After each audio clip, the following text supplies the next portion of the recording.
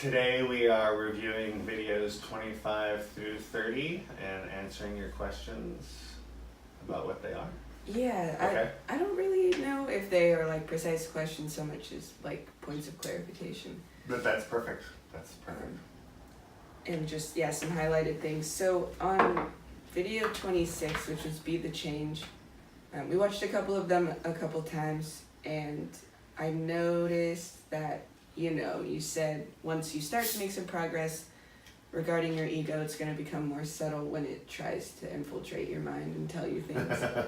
And when Right. you said that, are you implying that it's never really ever going to go away? It's just going to keep finding ways to kind of debate?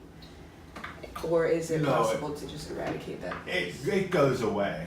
But did you ever play the whack-a-mole game? Do you know what that is? Yes. Okay, so the thing with the weasel pops up, you gotta hit it with the hammer, it pops up somewhere else. It's kind of like that. But before you start the class, you might not even realize that there's a board with a mole sticking his head out into your consciousness, right? And then you take the class and you realize, oh, that's not me, that's the whack-a-mole or whatever. So you hit it down because you realize that you're good enough and that's just bullshit, right? So you knock it down. But then it pops up somewhere else. The experience of that is that if you're having a hard day, you might feel like you're not enough. But then you realize what a lie that is and where it comes from. So aha. But you're not completely healed at that point. What you've done is you've realized what's going on and you've sort of started a game. You've started a chase game. So now, instead of you feeling not good enough, it'll show up outside you. So now all of a sudden it's going to feel like your job's not enough. Or it's going to feel like your friend isn't enough. Right? And then when you realize that that's the same thing, it's just gone from you to now outside, then it leaves there too. And now it comes back to you. And they're like, well, I am enough, except for this one thing. I'm just not enough at work, or I'm not enough, Okay. So the ego kind of pops up and presents itself in cycles in certain versions. It does, but you're just whacking before you're looking at it, it's so overarching, or overarching, I never know which way to say that, that it's just reality. It's not even considered to be something that can be fixed or changed or healed or shifted. It's just how things are. Once you realize that it's based on a lie and that it's only because you believe that lie that it's there, it doesn't mean it goes away completely. It just shows up in more subtle ways. And it was always showing up in those other subtle ways. It's just that you didn't notice. So when we clean house, the first thing you clean is what's obvious. So there's dirt all over the floor, you vacuum the floor. But once you vacuum the floor, now it's obvious that the bed isn't made. So you make the bed, and once you make the bed, then you realize the windows are dirty, right? So it goes on, you're cleaning house, and you notice more and more subtle things that need cleaning. Eventually, either you're like, oh, it's clean enough. You just shrug your shoulders and you're like those things don't bother you anymore. Or you keep cleaning until there's just nothing left to clean. You're like, oh, the house is perfect. What ends up happening in this training, though, is that every time you clean something, which means every time you recognize, oh, this is making me feel that I'm not enough, it's re-triggering this old lie I used to have, and then boom, it just vanishes, right? Because once your body knows something's a lie, it just drops it. So you get your body to recognize that the feeling is based on a lie. It goes away, and now what happens is some other way that it shows up becomes more apparent to you. So, like one day you might feel like your clothes aren't enough. Like, oh, I should dress nicer to go to work, which you never even thought of before. So you start dressing nicer,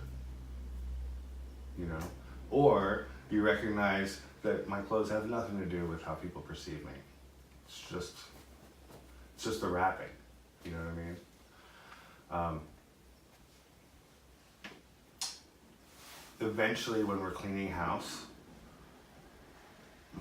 when you're cleaning your own house, you're doing something outside yourself, and so it's constant effort. There's always something new that's going to be dirty, right? I mean, if you use your house, it gets dirty. There's just no way around it. But what we're talking about is something internal. And what affects you internally, like who you are, that's not outside yourself, that's within yourself.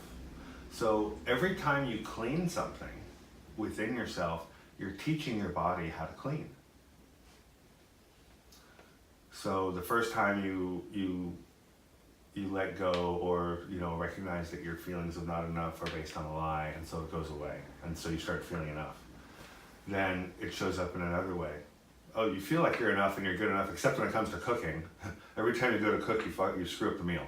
So then you recognize, oh, when it comes to cooking, I feel like I'm not enough. Okay, then you unravel where that comes from and let that go. That process of recognizing where not enough shows up, and then cascading it back or following it back to where it comes from, so that your body can recognize the lie and let it go, that teaches your body the process of walking it back and letting it go, until eventually your body does it on its own. So instead of, like right now, maybe if you've just started the program and you've been doing it for a while. So we even talked about this before, I think in another video, that yeah, at first it can feel kind of heavy, and maybe it doesn't even feel real, like, oh, can I really let go of not enough? Am I really enough to let go of enough? And if I do let it go, is that going to be enough to make me feel like I am enough? And it's just, it'll drive us crazy, like you recognize what I'm talking about, maybe. So, but that gets more and more subtle, and as you train yourself in how to let go, eventually you'll just notice that something doesn't seem to be enough, and it takes less than a second. Your body will go through the whole process on its own in the background, and then all of a sudden, boom, it'll go away.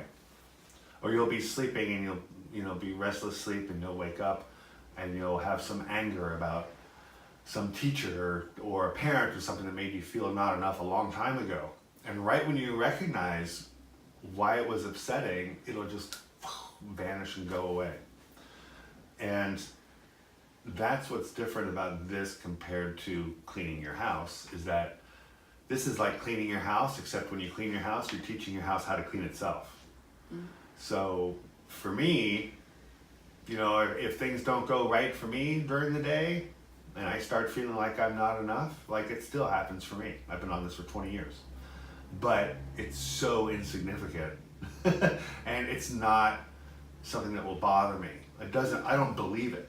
When I hear the voice telling me that I'm not enough, that's the marker to tell me that I'm about to change, or I'm going through change, or something new is about to happen. I'm in a new environment. The only time that feeling of being not enough shows up is when we're in a new place. And a new place emotionally, physically, spiritually. If we're in a new, unfamiliar place, that's when that feeling comes up as a way to keep us safe. As a way to keep us, like to pull us out of the unfamiliar and put us back into the familiar. Because when you go into your familiar territory, you feel enough, because it's familiar. So it's a fun dance that we do. The answer to your question is, yeah, you're peeling off layers, but every time you peel off a layer, you're teaching your body how to peel off layers on its own in the background. Like learning to ride a bike. You learn how to balance, learn how to steer, but once you got it, your body does it in the background. You jump on a bike and you listen to your iPod, or you think about things. You don't think about riding a bike, you just do it. Because your body can do it in the background. And that's what we're doing in this, is we're teaching your body how to let the old stuff go in the background. And yeah, one day you're going to wake up and you'll be like, oh yeah, what was bothering me? You won't even be able to remember what was bothering you, because your body let it go.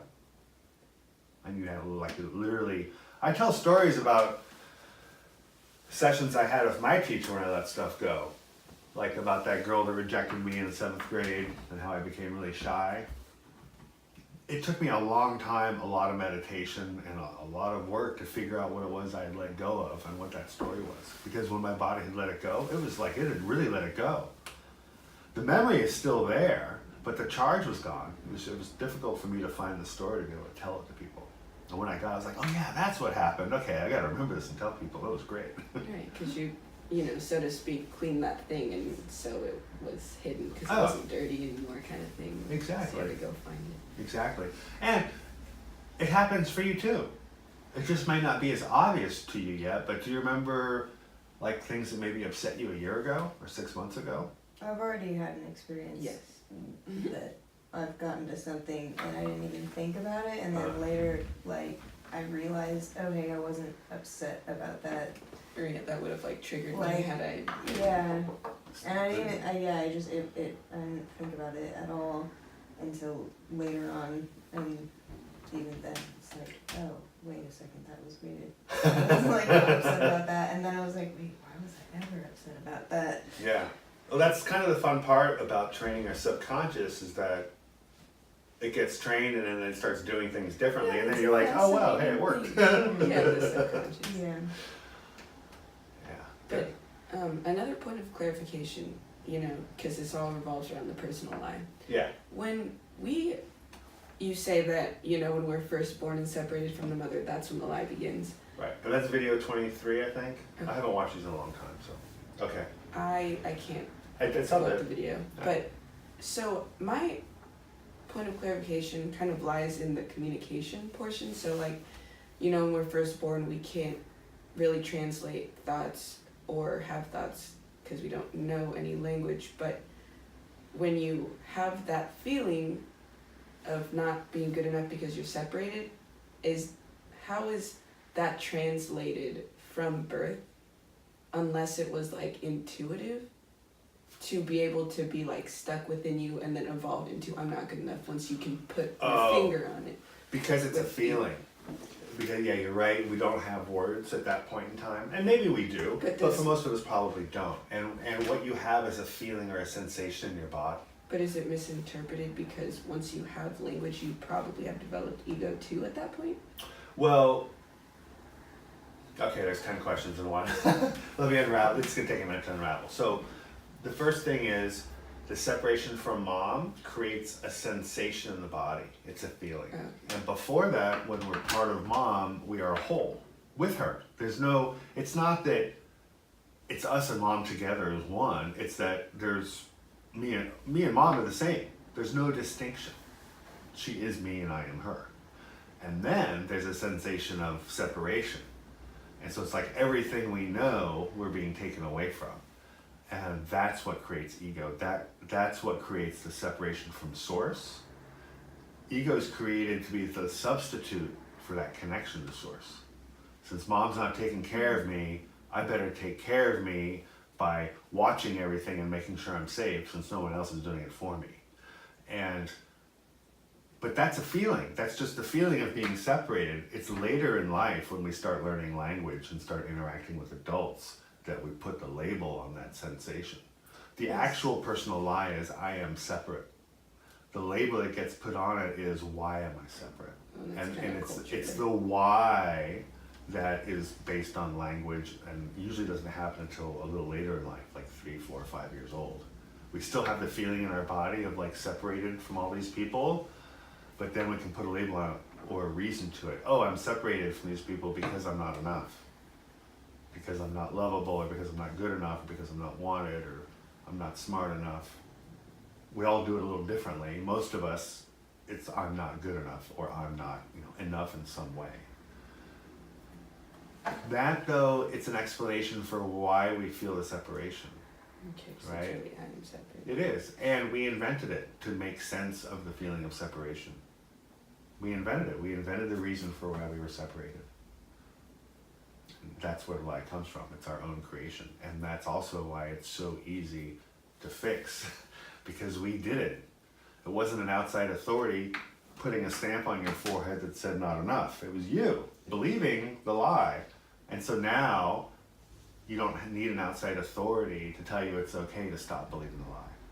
It's just you. Okay. It's just you seeing the truth, being, oh, okay, I was separated from mom. That was part of nature. It wasn't anything wrong with me. That was just what happens in evolution.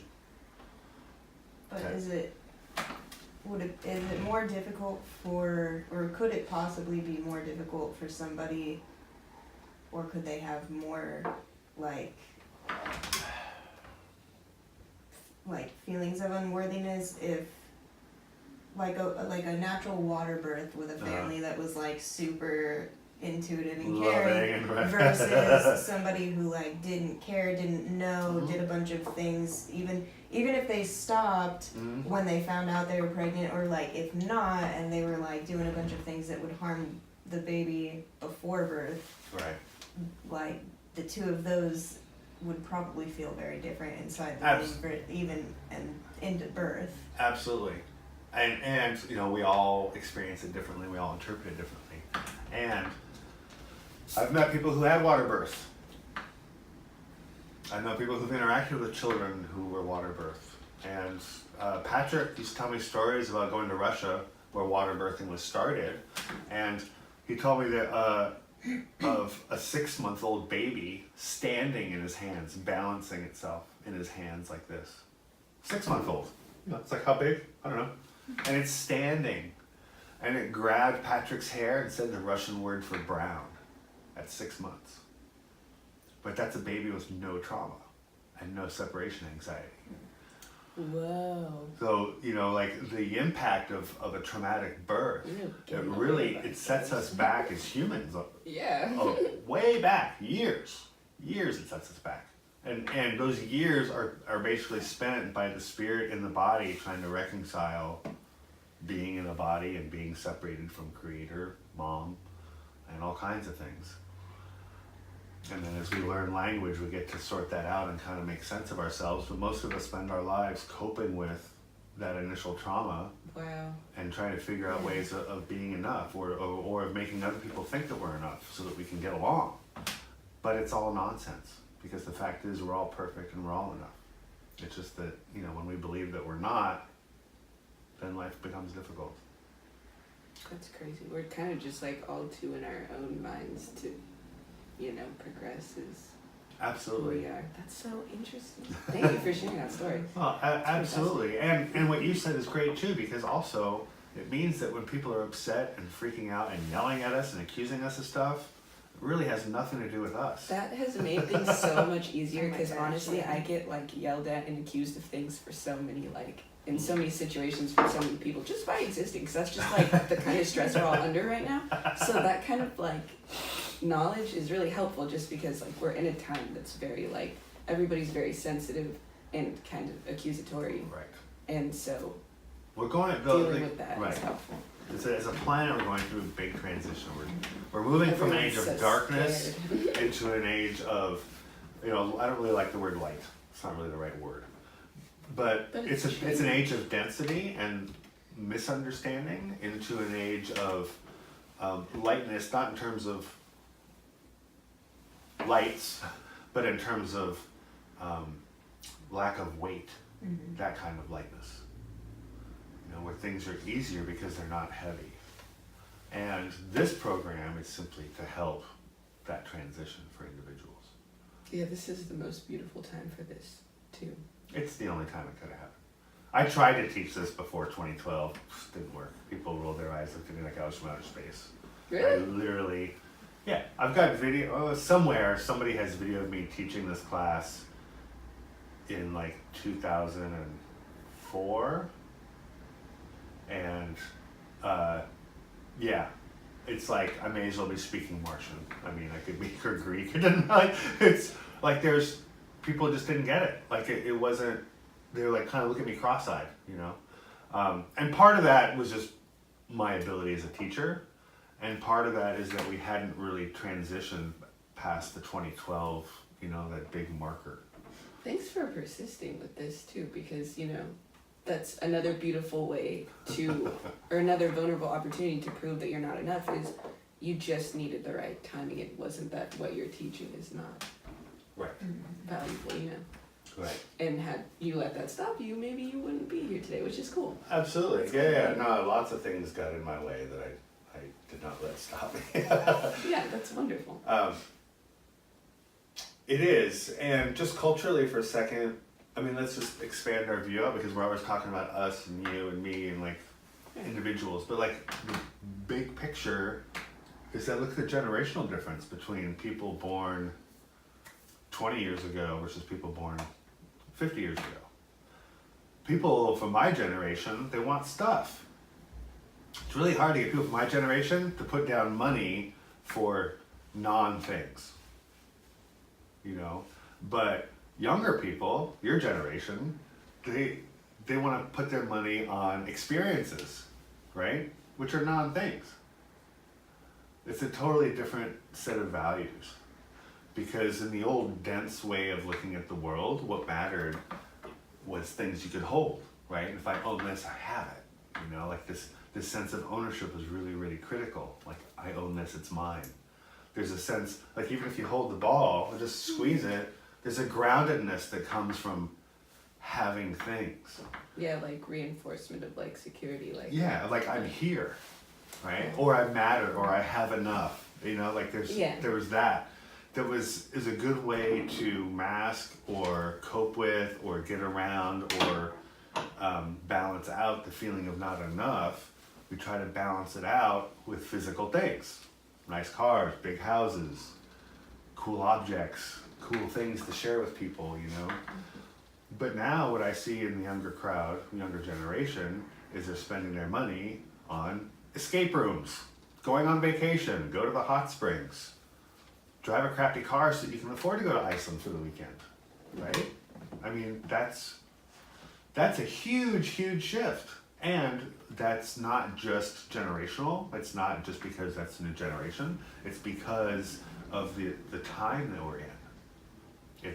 We're literally moving from a dense time where people want dense, heavy things into a time of lightness where people want things that you can't hold on to.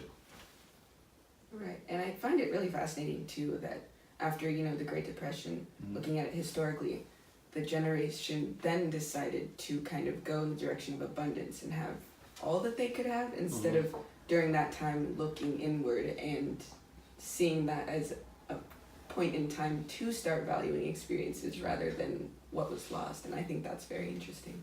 Well, actually, in the teens, like 100 years ago, the New Age, that was really the beginnings of the New Age. That's when there was actually enough abundance. You know, like the stock market was going good, there was money, and people were starting to pursue spiritual activities. So Ouija boards came into fashion, and seances. People are doing all kinds of wacky spiritual things. You know, the problem with that kind of spirituality is that you end up invoking demons too. And yeah, demons are also spiritual, so you gotta be careful, you know? Don't look the wrong ones. So what happened was there was a backlash, you know, like there was all this reaching towards lightness, and then bang, there was a pushback. You got the Depression, right? You got the First World War. You know, all these things that pushed down the New Age and pushed people back down, you know, into the mud, to use a phrase.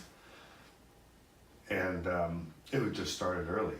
But, you know, I think the visionaries could feel it coming, and so they were like reaching ahead. But now we're in it. Now you're in that place. Like there are beliefs that people had 30, 40 years ago that just would not be possible for anybody to actually believe today. Yeah. And I don't necessarily know what those are. But the other side of the shift is that we've gone from a patriarchy, male-dominated culture into a female-dominated matriarchy. So female values are becoming much more valuable and prominent. And male values are starting to be sort of poo-pooed. Right? Because male values are all about bigger, better, more than, you know, like hunting, going out and getting what I want. Whereas female values are more about sharing, right? And about gathering. Let's go to the forest and see what's available, right? So one is about conflict, growth through conflict, which is basically how males grow. They want to conflict, you know. Males always fight. Whether physical or verbal, like that's how they grow and get to know each other. There's like this contention going on. Whereas females, in my experience, don't do that. It's more about understanding, right? And about sharing and about expanding. There's a different way of growth there. So this doesn't mean that all men are going by the wayside and that all women are being elevated. It just means that culturally there's a really big shift in terms of what we value. And that is making my workshop a lot easier to teach and to share with people. So I recognize there's a bigger picture here. I just don't teach to it. You know, I can teach individuals, but there is a big picture. And it's good to know that there is a big picture. Like you're in an envelope. You're not popping out of the norm. You're growing with. You're just at the leading edge, but everything's going in this direction. Totally, right. I see that. Good. I can't wait to hear your report in 20 years and watch this video again. Yeah. You're like, wow. Different things. I know that's gonna be quite the comparison. Oh yeah, that's gonna be fun. It'll be fun to just pay attention to what's gonna happen in the next few years. Yeah, Yeah, or months even. yeah, that's true. Yeah. My last point of clarification was video 29, which I believe was real feelings. Okay. And you made a comment that when you finally understand that no thoughts are real, that's when you're in a good place. True. So do you mind expanding on what you mean by no thoughts are real? You specified, feelings are real and no thoughts are real. Did you mean like feelings come from thoughts and your thoughts are coming from lies that aren't real? No. Okay. I mean, we all have, our brain is split in two. There's a left hemisphere and a right hemisphere.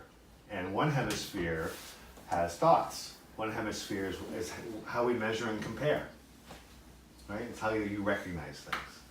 The other side is pure feeling, sensations, body sensations. What are you feeling?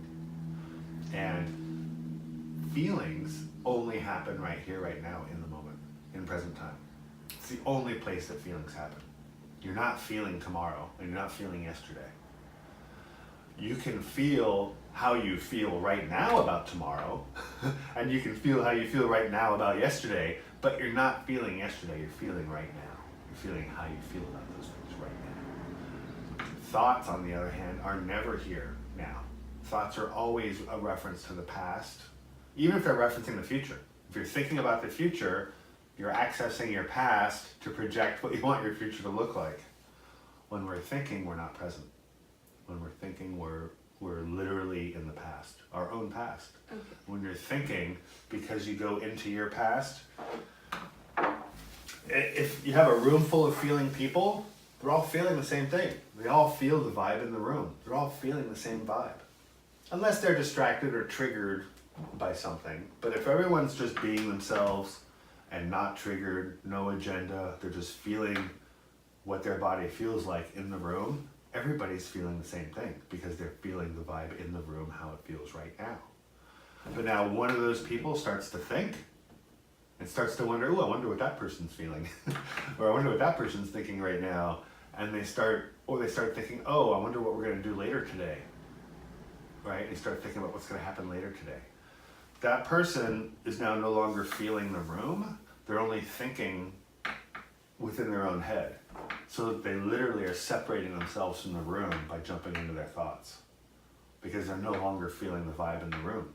Now their feelings are based on what they're thinking about as opposed to the sensations they're getting from their body. So it's not that thoughts are always wrong or that it's never good to have thoughts, because it is. There's times when it is appropriate to measure and compare. Like if you're purchasing something, if you're at the store and you gotta buy chicken, this chicken or that chicken, right? Well, you get the one that's fresh. You have to use your mind to figure out which one's fresh or not, or to know which one's better or whatever. When we take that process though and apply it to all of life, that's when we get in trouble and we miss out on the magic that's really going on.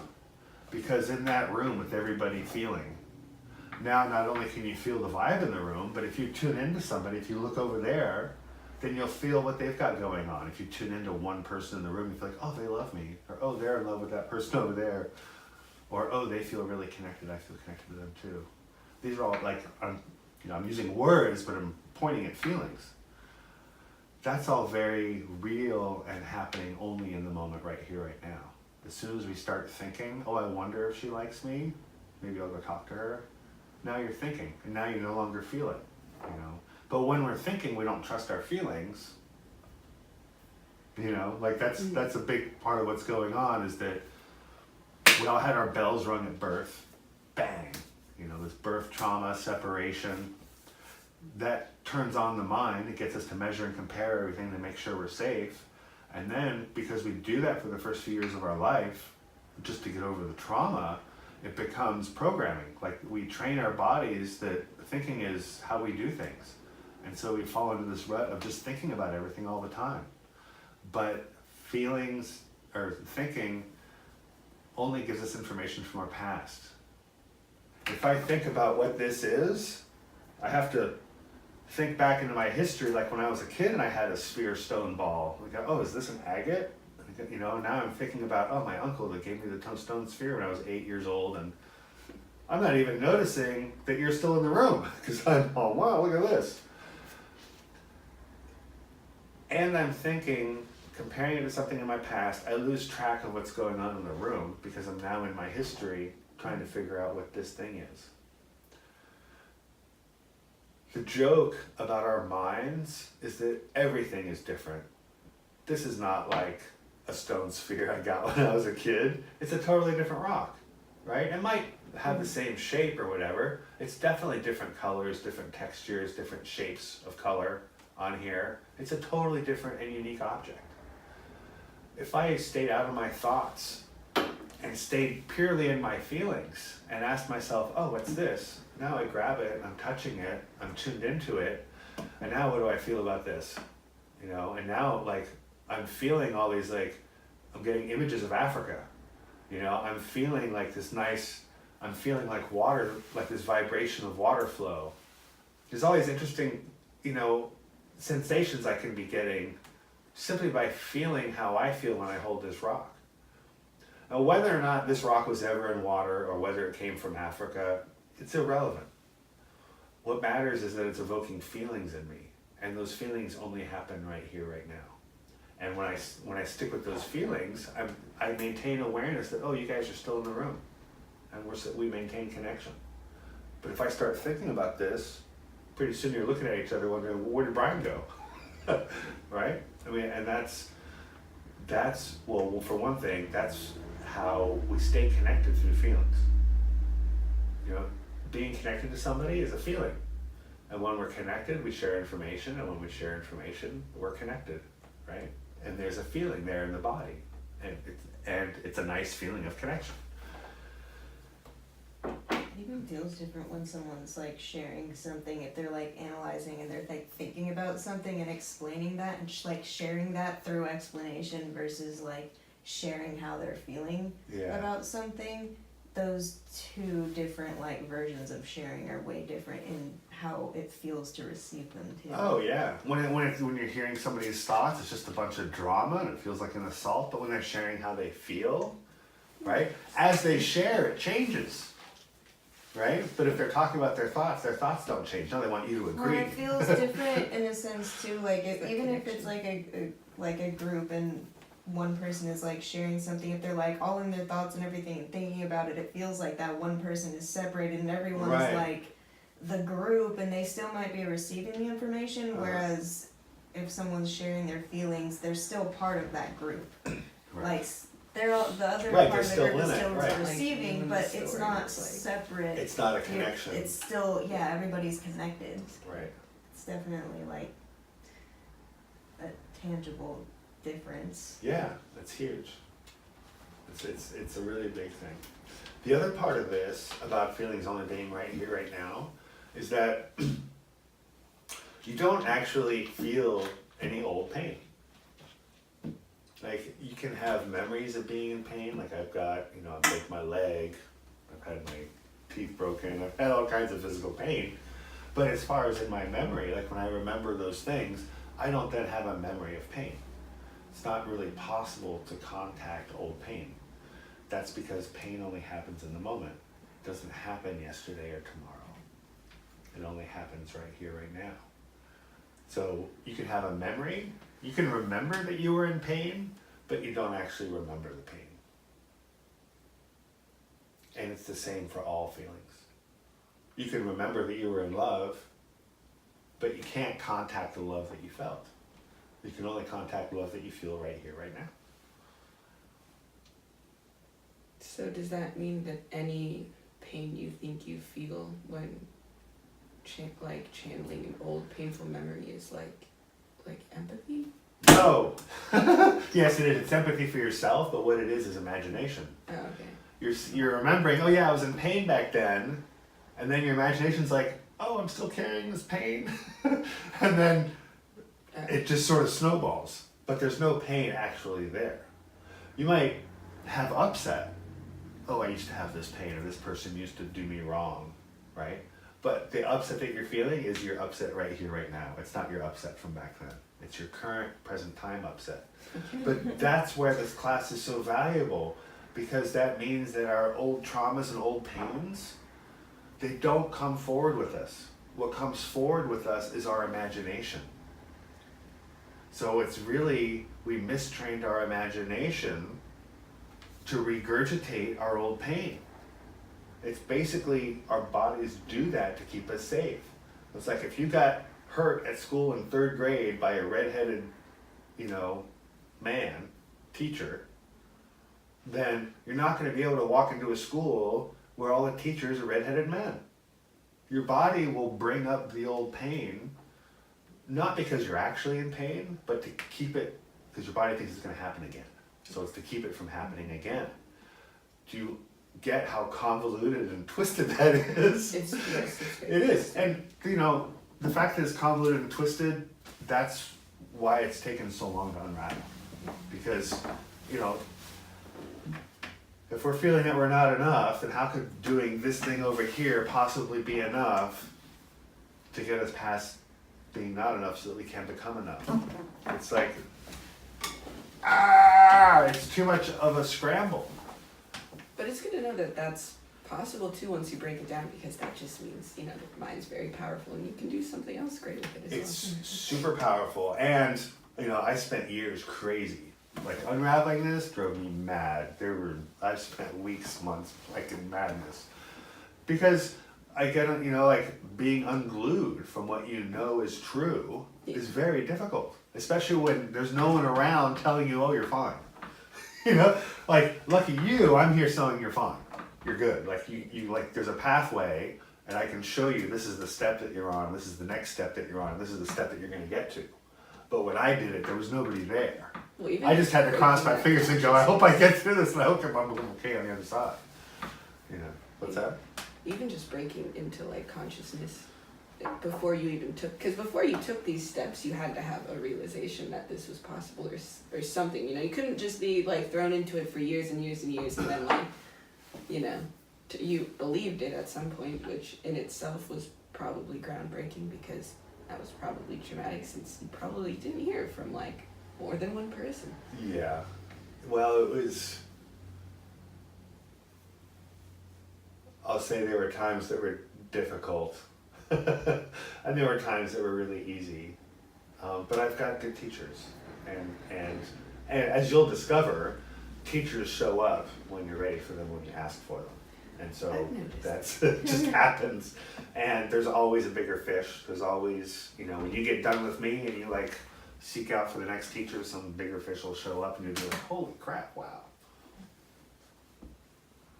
A bigger fish than you, Brandon. I can't imagine. Yeah, measure and compare. No, it's just a line from Star Wars, because I've been wanting to watch the Star Wars movies again. Is it that time of the year? It's actually been years since I've seen them. I mean, episodes 1, 2, 3, I saw in the theater and I was like, I never saw them again. So I saw them when they came out 20 years ago. But anyway.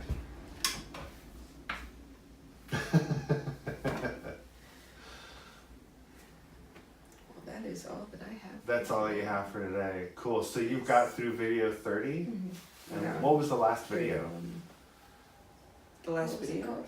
The Cascade one? Yeah, The Cascade. Okay. So That right. stuck with me because That's the critic. That's really all the videos are just to get you to this place of the Cascade. Because now once you see that every time you feel that you're not enough or that something's not enough, it's simply the old trauma being re-triggered. All you have to do is back it up. Mm-hmm. And once you back it up enough times and your body just lets go that old initial first feeling of not enough, then the cascade starts to happen. And then you just look at things. I love that. Every time you notice that something's not enough, you're going to feel this huge surge of energy. You're going to feel your walls expand out and you're going to realize, that thing's perfect. Yeah. And you felt that? It's like Started. the cleaning the Yeah. house, Yeah. the idea that you could, like the cascade being the deepest, earliest memory, instead of cleaning your whole house with a duster, realizing you can purchase a vacuum to take care of all these other little, Right. you know, nooks and crannies that Right. haven't been cleaned also. It's like it funneling up. I think that's really Yeah. cool. And actually, like every time you clean out a line of thought about feeling not enough, it's like training a cleaning robot for your house. You know, like these vacuum cleaner robots people have. It's like training a robot, and eventually, your body, your subconscious takes care of all the not enough stuff on its own. And literally, you'll wake up one day and you'll be like, "What was it that I used to feel? How is that even possible?" You won't even you won't be able to find the feeling anymore. The feeling of being not enough, once it goes and your body gets that it's gone, you won't be able to find it again, and you won't be able to describe it. You won't. Like for yourself. You'll be able to describe it because you'll have a memory of it, but you won't be able to find it to describe it how it feels right here, right now, because it's not there. Yay. So fun to watch you get through this. It's exciting to get through. Yeah. To be going through. Cool. So there's only like 5 videos left, I think, plus a couple Q&A videos. Mhm. Yeah. Those Q&A videos are awesome too because obviously, you know, they're different perspectives, and I'm like, oh yeah, I didn't even think of that. That's Oh right, that's a good that guy question. Sean. Yeah, I think Sean is somebody who sent in a video question. Yeah, We might not have gotten to that one yet, but we're I almost don't remember. there. Yeah. I was somebody who had kids. That was the one that kind of was a good question. Like, you know, they still have to be enough, or do they feel good enough? But I mean, you answered it one way, but I felt like, you know, even going through the play shop was like, okay, I see what they mean, but also there's always a distinction, you know, between your, you know, needing to analyze the Right. situation versus judging, and you know, things like that. Yeah, and a lot of that stuff will just fall away anyway. And even like questions you have about it, one day you realize, oh, I don't have that question. It's not that you even needed an answer. You just be like, oh, I didn't even need the question. But, yay! Are you gonna come to the live workshop now that you've done the online? Do you want to come to the group class and do it as a weekend to see what that's like? You gave us dates, didn't you? It's June 29th and 30th. Okay, we can do the. It's a Saturday and Sunday, noon to 5. I don't know what time our kayaking thing is on the 30th, but I mean, think at like 11. okay, maybe I can reschedule that. I don't really know how, but I'll try and figure it out. Reschedule your kayaking. We have a kayak. We'll go kayaking with you a different weekend. Did we? Maybe you can contact The city. and should we, like, Well, can I figure it change out. The day or We'd like, love can to you- have you. Yeah. Yeah, just We'd love to have you, of course. so the 29th and 30th. Yeah, noon to 5. Okay.